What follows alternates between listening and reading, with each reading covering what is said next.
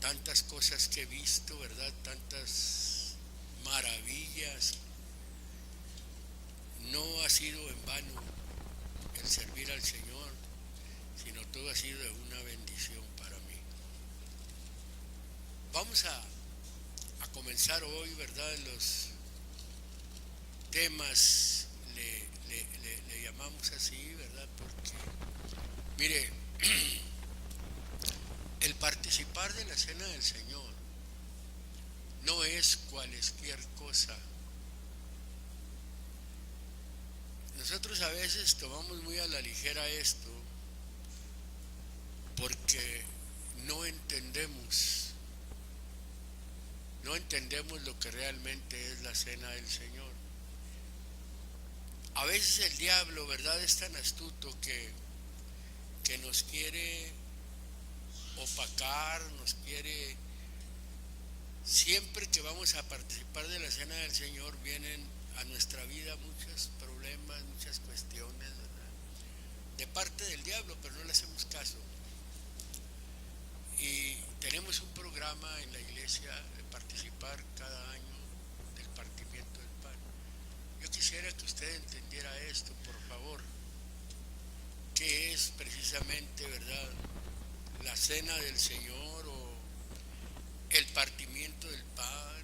También la Biblia le llama la comunión y le llama la mesa del Señor, porque vamos a hablar de todo eso, que va a lo mismo. Así como el pueblo en la antigüedad se preparaba, ¿verdad?, o se preparó primeramente para celebrar una Pascua que el Señor le mandó en agradecimiento a que los había sacado de Egipto, de la esclavitud. El mundo, vamos a decir, es una figura de Egipto, y cuando la gente está en Egipto, está prisionera, como se cantaba el canto, ¿verdad? Ese canto prisionero. Cuando uno sale de una vida de pecado, sale, ¿verdad?, de la mano del enemigo, del diablo, porque es el que tiene al mundo de cabeza y hace con él lo que él quiere.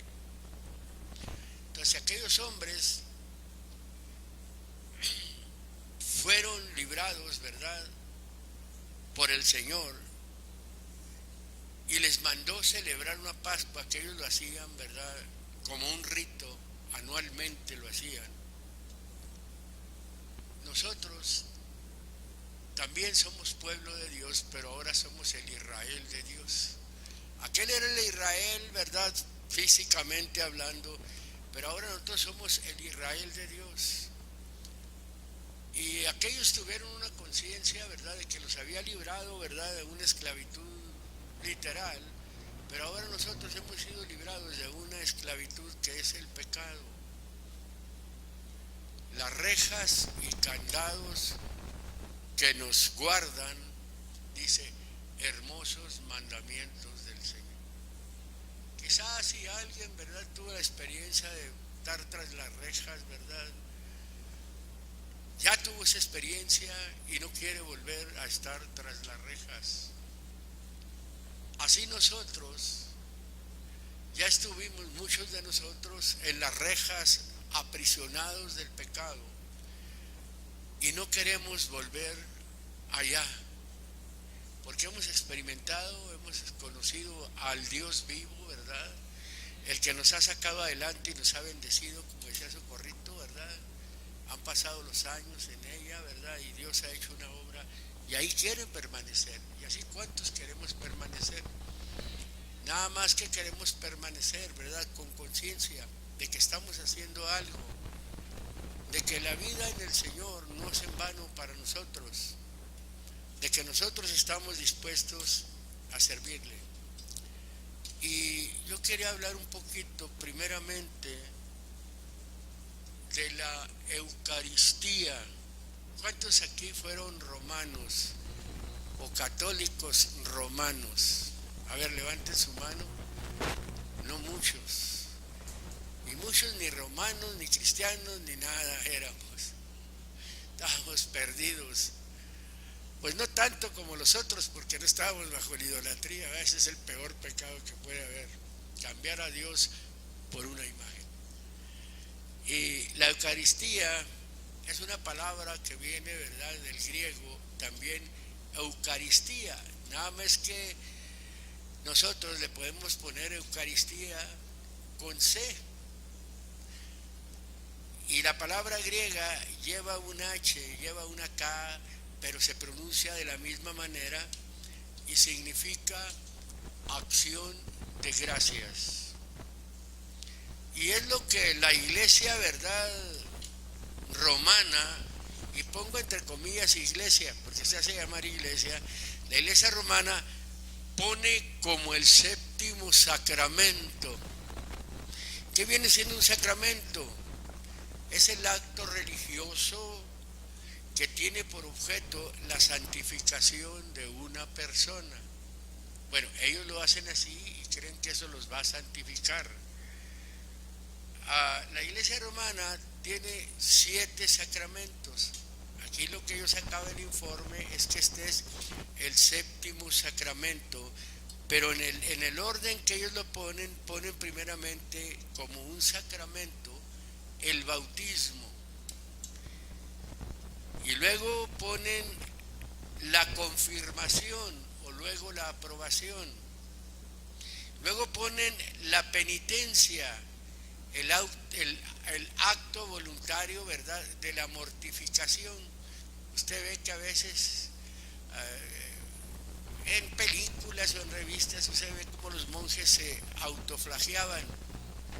Eso viene siendo precisamente la penitencia o la que le pone el sacerdote cuando el hombre o la mujer va y se confiesa. Y luego pone la Eucaristía o eso de la acción de gracias. Luego pone la extrema unción, que viene siendo, ¿verdad?, los que se administran a los enfermos ya cuando están en el acto de la muerte, ya para morir. Y luego pone el orden sagrado. El orden sagrado es el sacerdocio para ellos, ¿verdad? O cuando se confiere la gracia, que ellos reconocen a alguien, están confiriendo la gracia. Y luego pone último el matrimonio, pero ellos lo ponen espiritual. No se casan, por eso hay que hay tanto pederasta. No se casan, ¿verdad?, sino que toman la bandera de que como el Señor, ¿verdad?, no tuvo una mujer físicamente, ellos quieren hacer lo mismo que hizo el Señor. Ahora, ese sacramento, ¿verdad?, fue instituido, según ellos, por nuestro Señor Jesucristo en la última cena, que el Señor nunca había tomado una cena como esa, que no fue la última, fue la primera cena, fue cuando se estableció. Eso de la última cena no es cierto, no, fue la primera cena, porque estamos hablando de lo que es la cena del Señor, estamos hablando de lo que es el partimiento del pan. Eso de última cena no cabe, fue la primera cena que estableció precisamente el Señor, y cuando bendijo el pan y el vino y lo repartió entre sus discípulos, que lo tomaron como su cuerpo y sangre. Para ellos esa sangre, ¿verdad?, o viene siendo el alimento del alma. Más o menos andan por ahí, aunque no es así, pero más o menos andan por ahí, porque también para nosotros todo esto, tomándolo como es, y es un alimento para nuestra alma.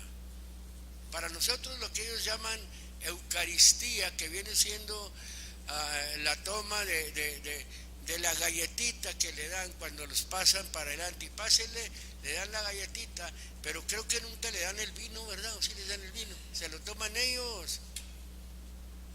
Nomás le dan la galletita, pero el vino ¿dónde está? Y aquí debe llevar el acto las dos cosas. Debe de llevar, ¿verdad?, pan, y debe de llevar vino. Y esta escena, ¿verdad?, se reproduce en la Santa Misa. Vuelvo a ponerle otra vez así. Santa Misa, cuando el sacerdote con unas palabras sagradas bendice el cáliz y la sagrada hostia que reparte a los fieles al darles la comunión. Alguien que va, que nunca se prepara, que no sabe ni lo que está haciendo, ¿verdad? Pero ellos en su sinceridad, porque Dios pasa por alto los tiempos de la ignorancia, ellos se acercan y la toman y lo hacen, aunque no lo santifica, porque no es un acto de parte de Dios. No es un acto de parte de Dios.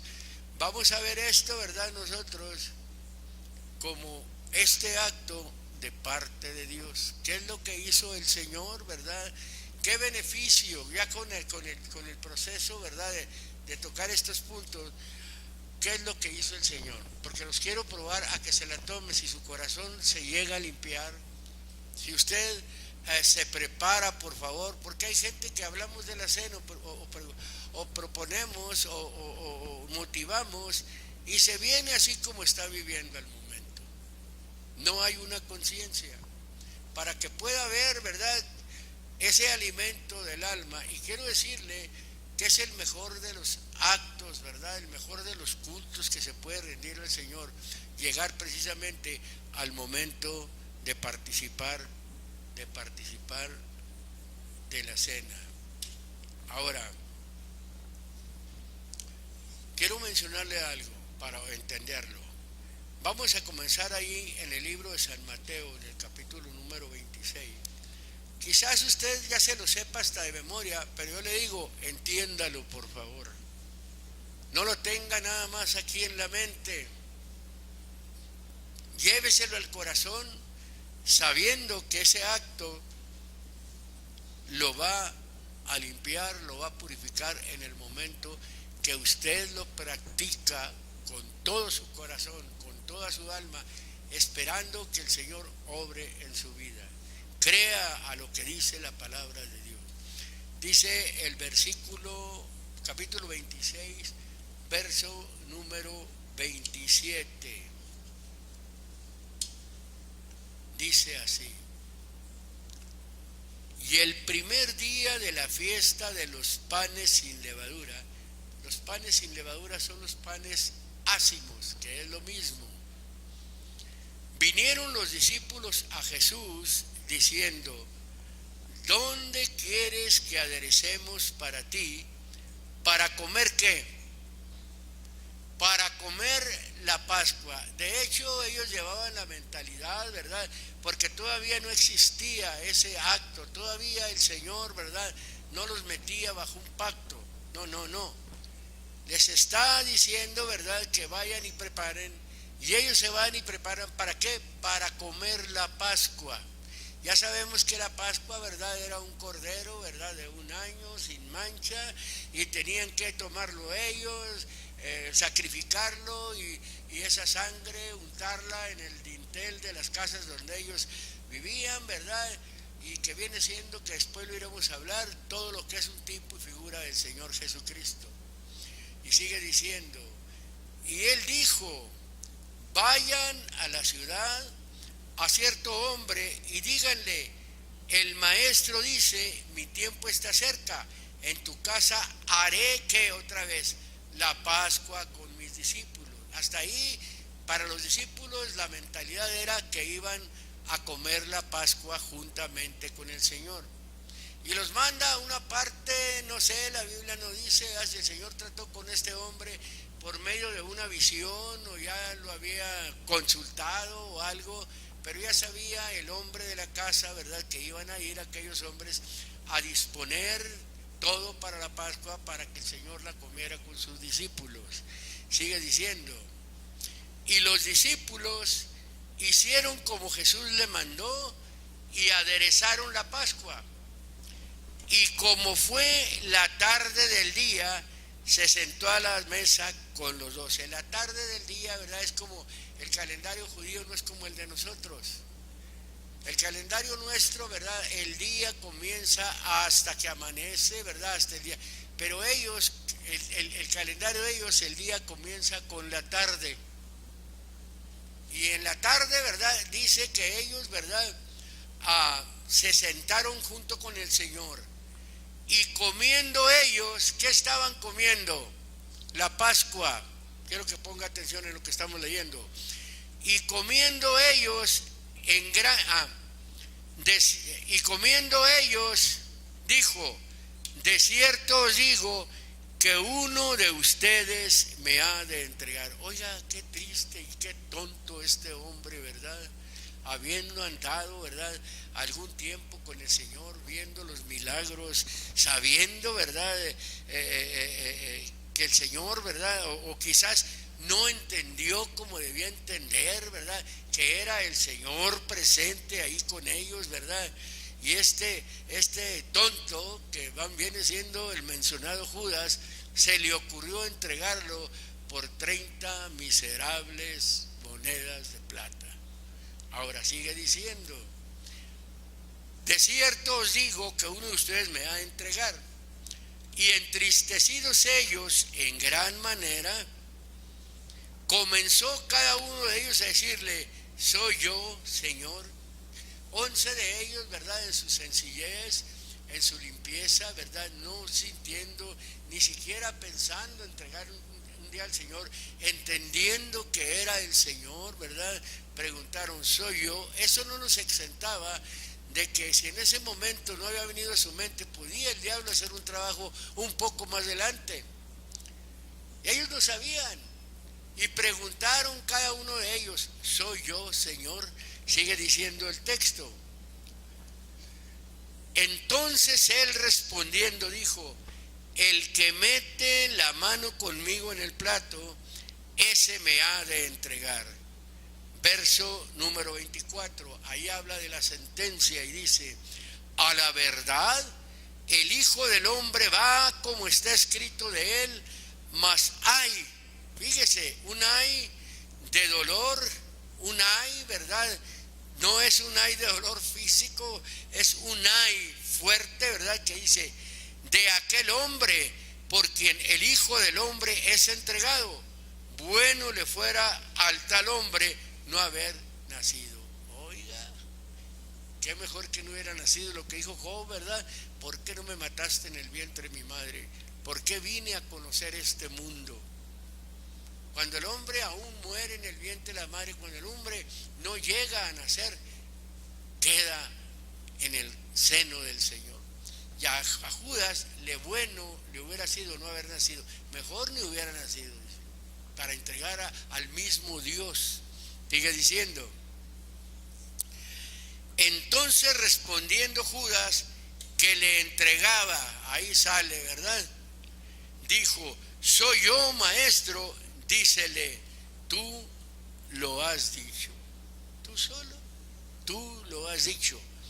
Y comiendo ellos, tomó Jesús el pan y bendijo y lo partió y dio a sus discípulos y dijo: tomad, comed, esto es mi cuerpo. Quiero que usted aquí en el verso número 26 se enfatice ahí. ¿Para qué? Para que cuando nosotros vayamos a realizar el acto, hermano, veamos lo que hizo el Señor es lo que nosotros vamos a hacer. Por eso dice el texto: y comiendo ellos, tomó Jesús el pan y bendijo. Hasta ahí, ¿qué estaban comiendo ellos? Estaban comiendo la Pascua hasta ahí.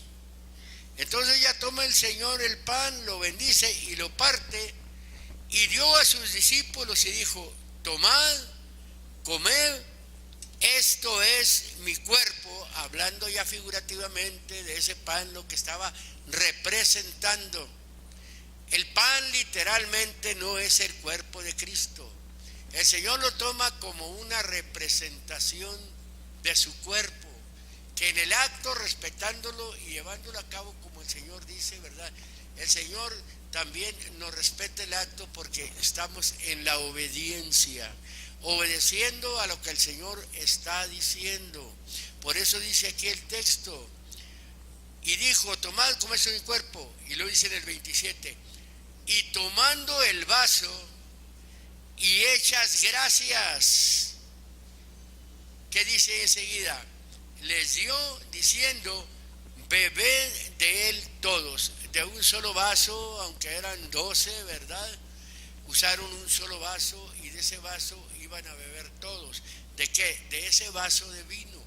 Pero el Señor enseguida, en el versículo 28 dice, porque esto es mi cuerpo, este es mi sangre, perdón, del nuevo pacto, la cual es derramada por muchos para remisión de los pecados o para perdón y liberación, que es lo mismo. En el acto ahí de la cena, Él está mencionando que su sangre, o sea, su muerte, iba a llevar un propósito de que quien creyera, ¿verdad?, iba a recibir esa liberación, iba a recibir ese perdón de pecados. Entonces, venir al cristianismo no es algo efímero, no es algo, ¿verdad?, que yo creo, otros dicen, no, sino tener la experiencia en la obediencia de que todo lo que el Señor nos manda, de que todo lo que el Señor nos dice, nosotros lo vamos a hacer y vamos a creer, y hemos creído porque no dudamos que el Señor con su muerte nos ha dado la salvación. Por eso la Biblia dice, porque de tal manera amó Dios al mundo, que ha dado a su Hijo unigénito, y luego pero pone ahí, ¿verdad?, dice, para que todo aquel que en Él crea. El Señor muere por todo el mundo, pero pone el requisito, hay que creer en Él, para que todo aquel que en Él crea, ¿qué dice? No se pierda, mas tenga la vida eterna. Ahora, sigue diciendo aquí el texto, y tomando el vaso y hecho gracias les dio diciendo, bebed todos, porque esto es mi sangre del nuevo pacto, la cual es derramada por muchos para remisión de los pecados. Y os digo que desde ahora, ahí en ese momento, no beberé más del fruto de la vid hasta aquel día cuando lo tengo de beber nuevo con vosotros en el reino de mi Padre. Quiere decir, estaba hablando ahí con aquellos 12 y les estaba haciendo una promesa, que así como se había reunido con ellos ahí para celebrar una Pascua y para enseguida establecer, ¿verdad?, una cena, para establecer un pacto con ellos, ¿verdad?, que no iba a ser la única vez, ahí con ellos, Él, estoy hablando del Señor y sus discípulos, y que un día esta escena se va a repetir así como está aquí, allá en el reino de los cielos. Los hombres, las mujeres de Dios, un día van a estar con el Señor, o vamos a estar con el Señor, pero ya no van a estar aquellos 12 nada más. Ahora, ¿verdad?, van a estar toda la iglesia, todos los creyentes, tanto, ¿verdad?, israelitas como cristianos, que venimos haciendo, entre israelitas y cristianos, venimos haciendo el Israel de Dios. Ahora, aquí hay algo, ¿verdad?, muy, muy importante, bastante. En el verso número 30, es la razón, hermanos, por la que nosotros, cuando nosotros participamos del acto de la cena, por eso siempre usamos una guitarra, dos, cantamos, ¿verdad? Quizás un día, no sé, ¿verdad?, pues ya estarían los músicos, que ellos se aprendieran algunos salmos, pero que los cantaran o que buscaran la música. A lo mejor hay la música, entre el pueblo judío tiene que haber la música para esos salmos, que es el salmo número 113 al salmo número 118. Por eso dice el texto aquí, y habiendo cantado el himno, salieron al monte de las olivas. Quiero enfatizar aquí en el verso 30, cuando dice, y habiendo cantado el himno. Fíjese, quiero que ponga atención.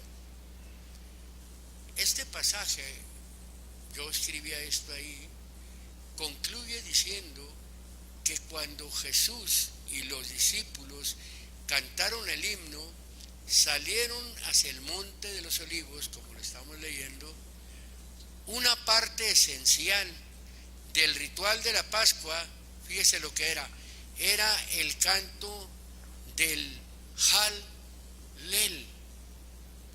Hallel quiere decir alabad a Dios, eso quiere decir Hallel. Jalel consistía en los salmos 113 al 118, que son todos los salmos de alabanza. Esos salmos del 113 al 118 son todos los salmos de alabanza, y en diferentes momentos de la fiesta de la Pascua se cantaban estos salmos por secciones. No se cantaba todo así, por secciones, eran secciones de los salmos, ¿verdad? Se cantaban en los momentos de la fiesta, y al final, fíjese lo que se cantaba, al final se cantaba el gran Jalel. No es los mismos salmos. El gran Jalel viene siendo el salmo número 136. Si lo ha usted leído, lo ha oído cantado, cuando dice: alabad al Dios de los dioses. Y cada vez que va diciendo esas palabras, el salmo, enseguida dice: porque para siempre es tu misericordia. Es un canto que antes cantábamos, no en la cena, lo cantábamos congregacionalmente. Porque para siempre su misericordia es para siempre. Y luego se repetía otra parte del otro texto, y enseguida: porque para siempre es su misericordia es para siempre. Todo el Salmo 136 usted lo puede leer, y ahí habla. Ese es el salmo que le llaman el gran Jalel. Al final de la fiesta cantaban el gran Jalel. Qué bonito es eso, ¿verdad? Con conocimiento, con entendimiento. Usted lee el Salmo 36, no lo leo porque tiene bastantes versículos, ¿verdad? Pero usted se va dando cuenta la razón por la cual estos hombres cantaban. No cantaban nomás por cantar, ni tocaban nomás por tocar. No. Los músicos sabían lo que cantaban. El pueblo sabía lo que cantaba. Había conciencia. Al hablar de misericordia de Dios, hay que conocerla, hay que experimentarla. A veces nosotros pedimos misericordia sin saber siquiera lo que es. Aunque nosotros no la tengamos, nosotros la queremos para nosotros. Y ese es el canto, ¿verdad?, que ellos cantaban. Fue el himno que cantaron, fíjese, Jesús y sus discípulos antes de salir hacia el monte de los Olivos. Eso es. Por eso quiero que hagamos conciencia de lo que vamos a hacer. Vamos al libro de San Marcos, al capítulo número 14. Va a haber lo mismo, ¿verdad? Repetición casi, ¿verdad?, de los textos. Y ahorita voy a leer algo cuando llegue al libro de San Lucas. ¿Cómo es que la Pascua o la cena, ¿verdad?, que fue celebrada por Cristo, fue celebrada en el marco de la Pascua? Usted sí sabe lo que es, ¿verdad? Un marco.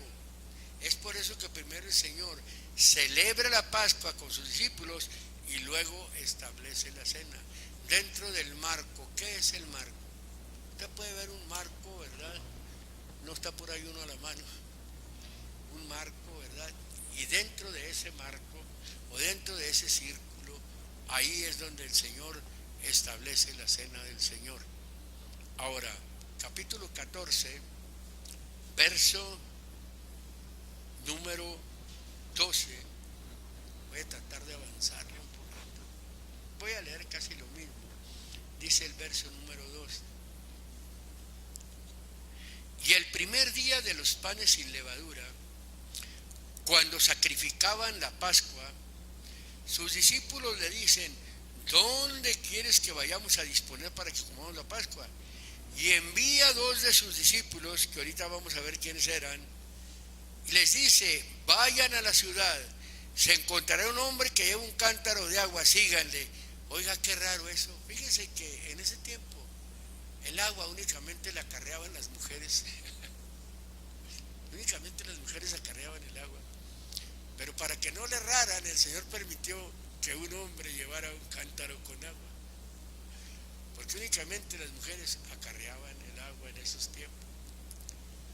Y muchas de las veces también todavía, ¿verdad? Cuando no tenemos quien les ayude, ellas se encargan de todas esas cosas. Ahora vamos a seguir leyendo. Y donde entrare, digan al señor de la casa una orden. El maestro dice: ¿dónde está el aposento donde he de comer la Pascua con mis discípulos? Y él les va a mostrar un gran cenáculo ya preparado. Preparen para ustedes ahí. Fíjese, ahí el hombre trabajó también, puso su casa y ya les tenía preparado. No era cualquier hombre, creo yo, ¿verdad?, el que preparó. Quizás mandó a sus criados, porque era la usanza de antes, todo el mundo tenía criados. Y ya los discípulos llegaron, ya agarraron todo listo.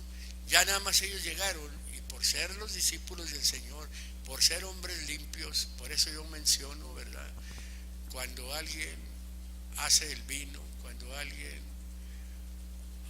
hace el pan entre nosotros, no debe ser cualquier persona, debe ser una persona de testimonio. De testimonio. El hombre no preparó la Pascua. A lo mejor también era un judío, ¿verdad? Pero quien preparó la Pascua fueron los discípulos. Ahora sigue diciendo.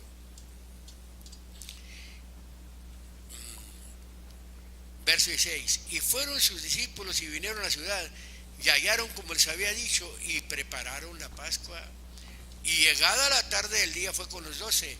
Y como se sentaron a la mesa y comiesen, dice Jesús: de cierto os digo que uno de ustedes que come conmigo me ha de entregar.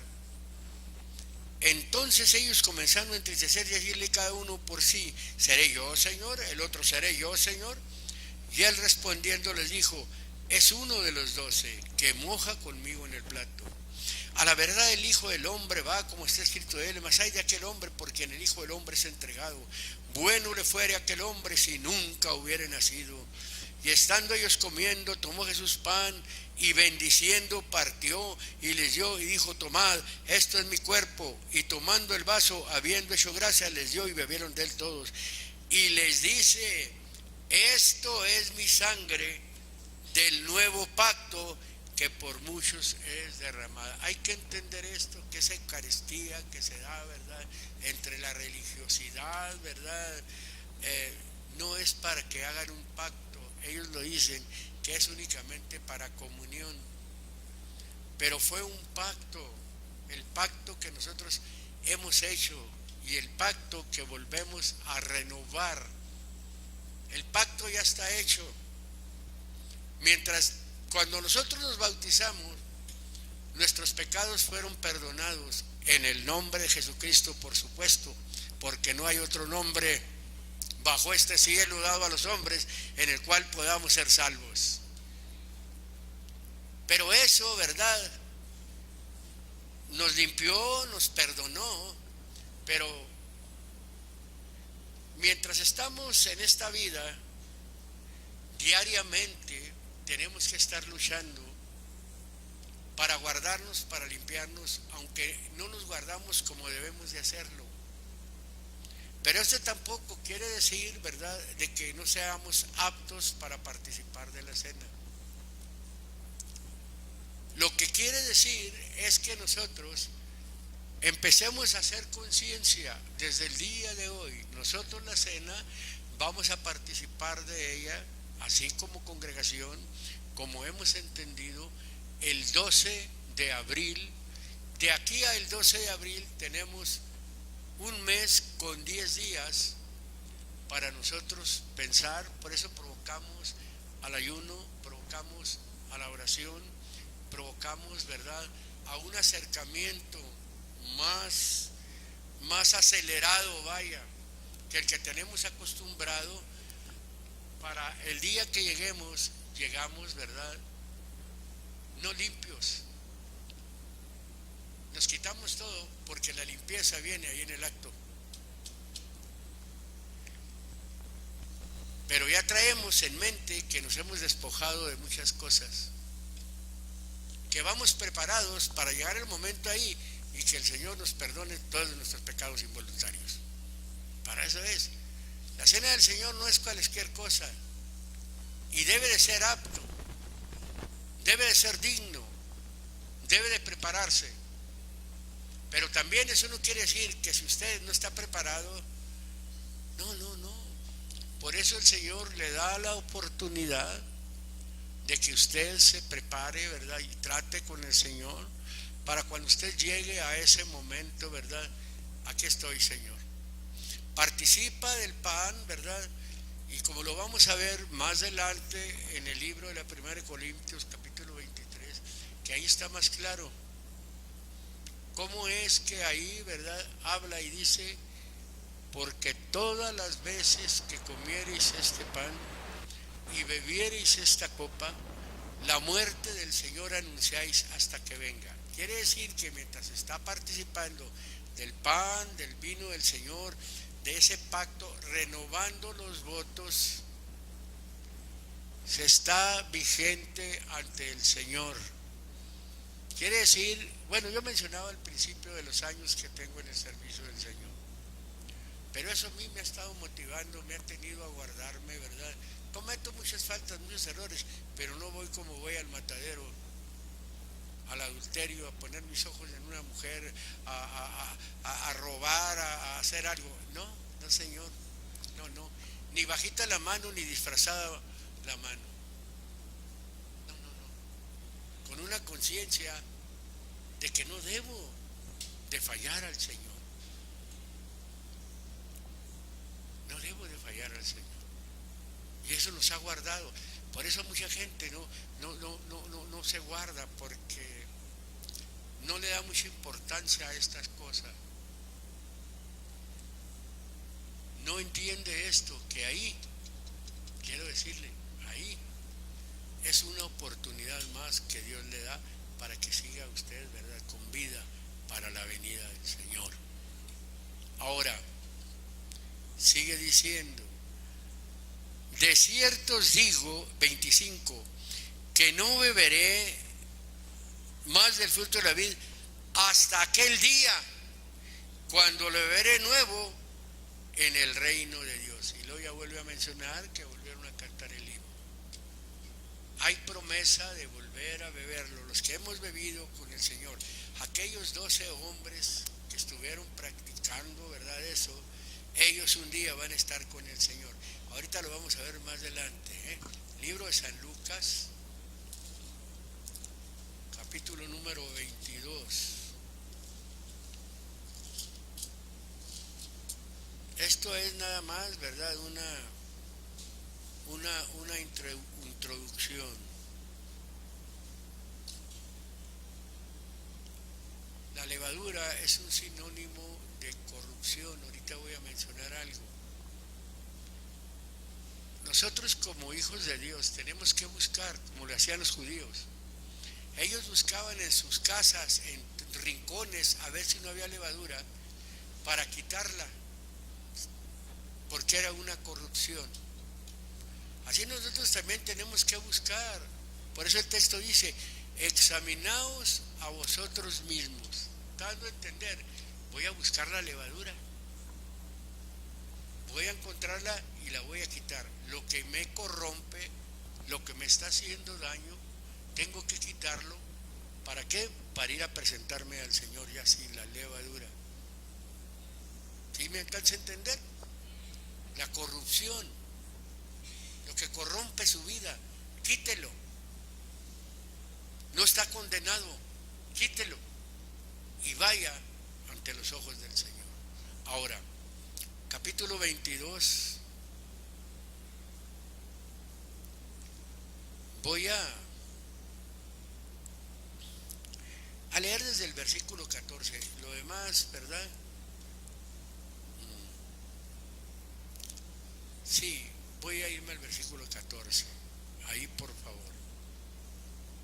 Dice: y como fue la hora, sentóse a la mesa con los apóstoles y les dijo: en gran manera he deseado comer con vosotros esta Pascua hasta que perezca.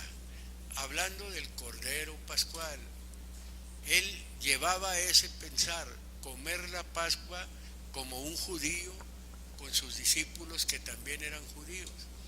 Y él en gran manera, lo que nosotros deseamos, hermano, participar en gran manera, que participáramos todos, qué bueno.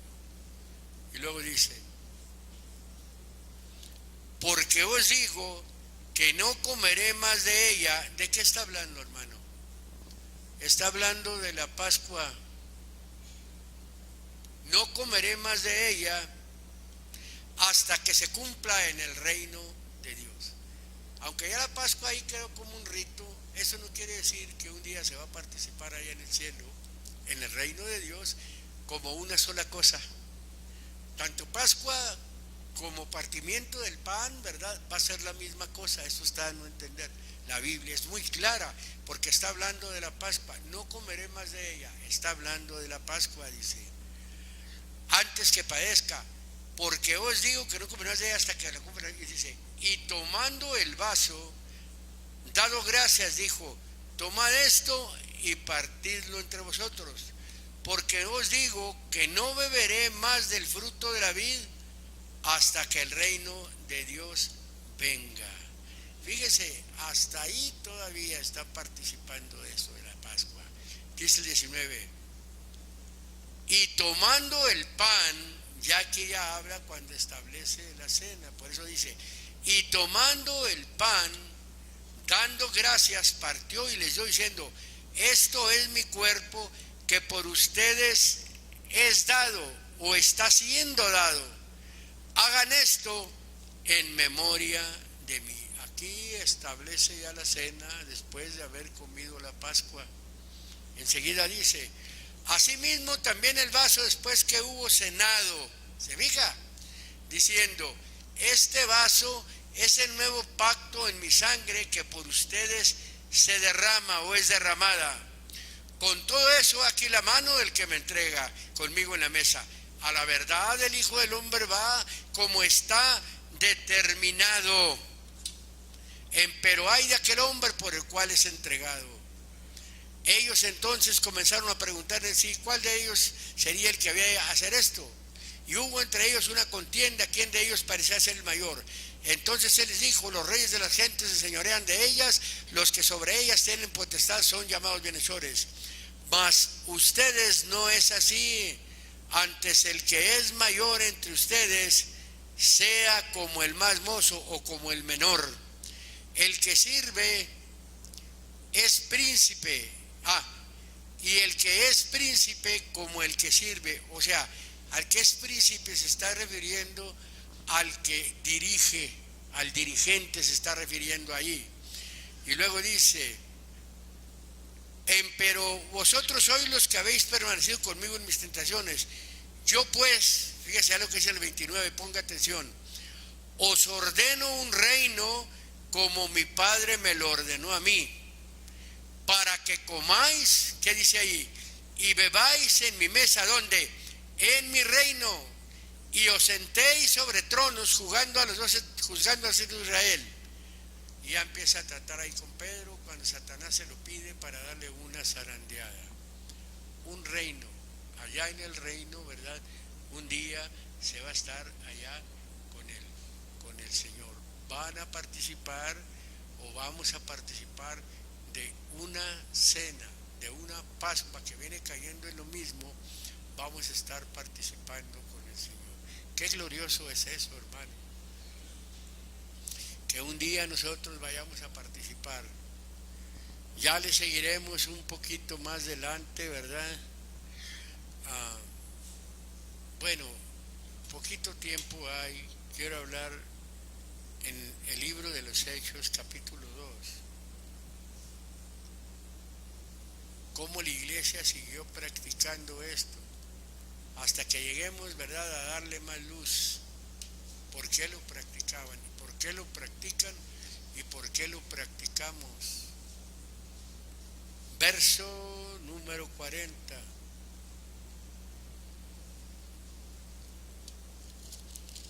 Dice ahí. Y con otras muchas palabras testificaba y exhortaba diciendo, sean salvos de esta perversa generación. Ahí para perversa generación se refiere a una generación difícil de soportar. Es cierto, hermano, qué difícil es soportar a la gente. Al menos para mí no es fácil. Hay algunos que con mucha facilidad lo hacen, pero para mí no es fácil porque trato de soportar. Usted también debe de tratar de soportar, tratar de soportar. Y lo sigue diciendo. Y perseverar, así que los que recibieron su palabra fueron bautizados, fueron añadidas aquel día como 3,000 personas, y perseveraban en la doctrina, la enseñanza de los apóstoles, y en la comunión, koinonía, que viene siendo la participación, y en el partimiento del pan. Ahí está el pan, en el partimiento del pan, que se está refiriendo a la cena, y en las oraciones. Qué bonito, ¿verdad?, cuando se participa, se persevera en la doctrina de los apóstoles, cuando se persevera en la comunión o en la participación. Hay gente que cree que la comunión es nomás tener comunicación con el que la lleva bien. No, está hablando de una participación. Somos llamados a participar en todas formas, en todas cosas. Y luego dice, en el partimiento del pan, se está refiriendo precisamente al acto de la cena del Señor, y en las oraciones. Perseverar en las oraciones, siempre estar orando. ¿Qué es lo que lo ha guardado a todos aquellos hermanos viejos por años? Las oraciones, que no han dejado orar, no han dejado orar. Cuando el hombre deja de orar, cuando el hombre o la mujer no son hombres de oración, así, mire, se encienden. Son unos cerillos.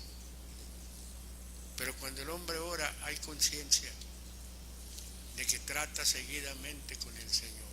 ¿Qué le puede hacer el diablo a un hombre, a una mujer de oración? Pues nomás le hace ahí la malobra, pero no le vale.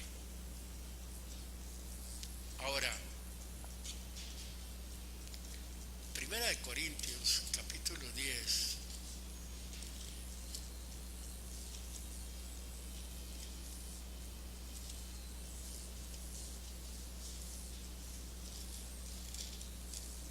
Versículo 16, desde el 15 siempre lo he tomado.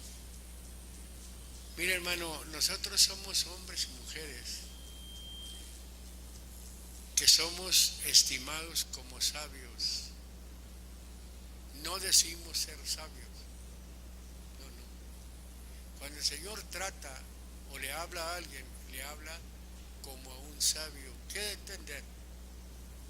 Que está abierto para escuchar al Señor, está abierto para hacer lo que dice el Señor, está abierto para obedecer. Eso es un sabio. ¿Cómo se considera usted? Obedece, cumple, y luego sigue diciendo, la copa de bendición, refiriéndose precisamente al cáliz que bendecimos, no es la comunicación o la participación de la sangre o de la muerte de Cristo. Eso es, por eso dijo, esta es mi sangre del nuevo pacto. Es la participación, ahí está mencionando muy claro, de la sangre o de la muerte de Cristo. Hermano, si sus pecados han sido perdonados, ha sido por la muerte del Señor. Usted ha participado y está participando y estamos participando de eso, pero tenemos que hacer esto para manifestarle al Señor que estamos en ese sentir. El pan que partimos no es la comunión del cuerpo de Cristo, también es comunión, hermano, es participación. Por eso se provoca a venir a hacerlo con conciencia. ¿Cómo es que baja el Señor en ese día, hermano? Bueno, los que en ese día sentimos esa presencia tan dulce y tan hermosa de nuestro Dios.